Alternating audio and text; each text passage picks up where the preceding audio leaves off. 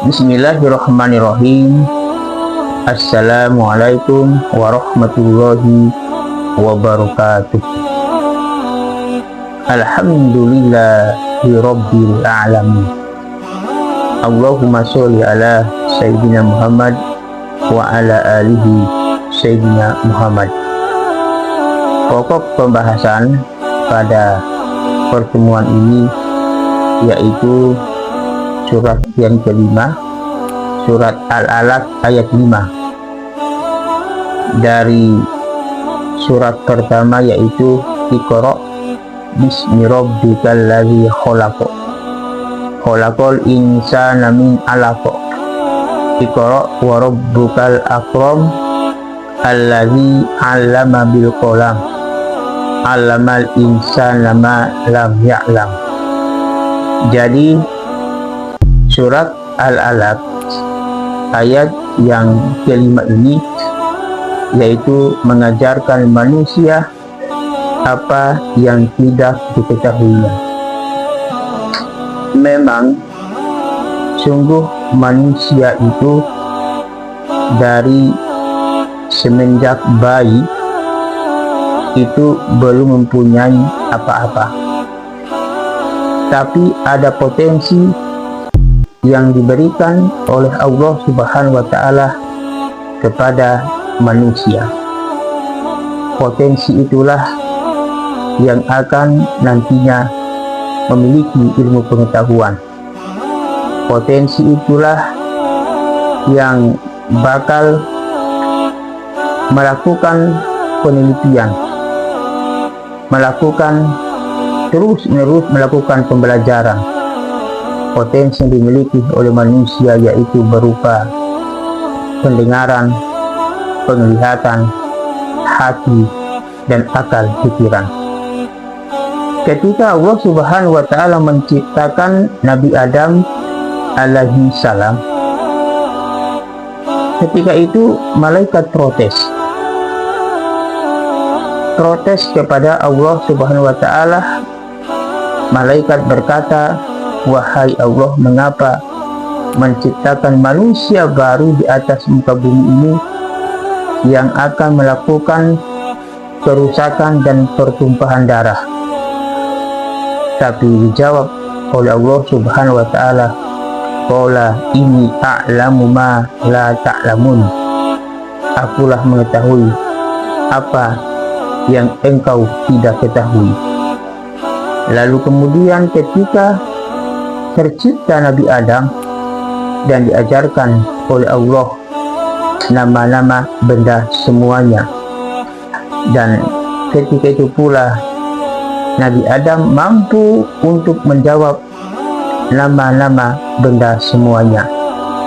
Lalu Allah memerintahkan kepada Nabi Adam, ajarkanlah kepada malaikat untuk menyebutkan nama-nama benda itu. Tapi malaikat menjawab, "Aku tidak mengetahui kecuali apa yang engkau ajarkan kepadaku." Ini menunjukkan bahwa manusia berbeda dengan makhluk yang bernama malaikat. Satu-satunya makhluk yang bernama manusia yang diberikan amanat oleh Allah Subhanahu wa Ta'ala di atas muka bumi ini menjadi sebagai khalifah.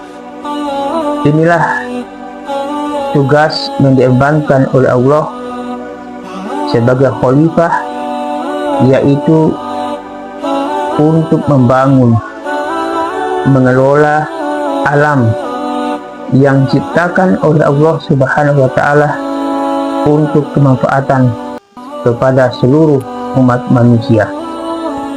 Tapi semua itu diproses dari belajar dan belajar.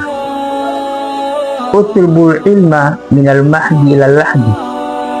Tuntutlah ilmu dari buayan sampai ke liang lahat.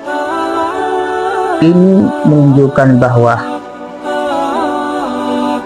dalam proses belajar itu sangatlah serius oleh umat manusia.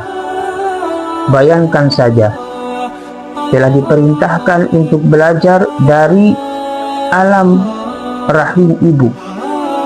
Artinya ibu ketika masih di alam kandungan sudah diberikan pengetahuan apakah bayi yang ada dalam perut ibu itu atau dalam kandungan itu hanya sifatnya mendengar apa yang disuarakan oleh ibunya. Itu pertama kali diajarkan oleh ibunya masih berada di alam rahim sampai lahir ke dunia. Dan tentunya belajar itu bukan hanya melihat umur apakah masih muda ataupun tua, tetap dituntut untuk terus menerus belajar. Tetapi tipikal seorang manusia dalam melakukan proses belajar itu bukan hanya semata-mata ilmu pengetahuan yang hanya dikejar pengetahuan dunia saja, tapi juga dituntut untuk belajar yaitu ilmu agama. Rasulullah SAW bersabda, "Man aradda dunya fa'alah bil ilmi." Barang siapa yang ingin menghendaki dunia, maka harus berilmu. Man aradda akhirata fa'alah bil ilmi. Barang siapa yang menghendaki akhirat, maka tentunya harus berilmu. Man aradda humam fa'alah bil ilmi. Barang siapa yang menghendaki kedua-duanya, maka tentunya harus berilmu. Tipikal seorang muslim adalah mempelajari kedua-duanya, yaitu ilmu dunia dan ilmu akhirat. Hasanah dunia dan hasanah akhirat, yaitu untuk mencapai kebahagiaan dunia dan kebahagiaan di akhirat.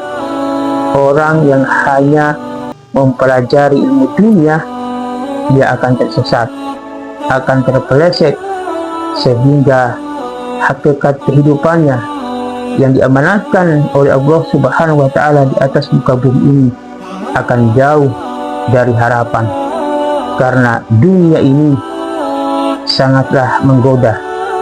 Dunia ini penuh permainan, penuh perhiasan, penuh godaan. Tanpa ada pemahaman agama, kita akan jauh dari nilai-nilai ilahiyah, nilai-nilai kebenaran yang hanya memandang pada kehidupan dunia saja.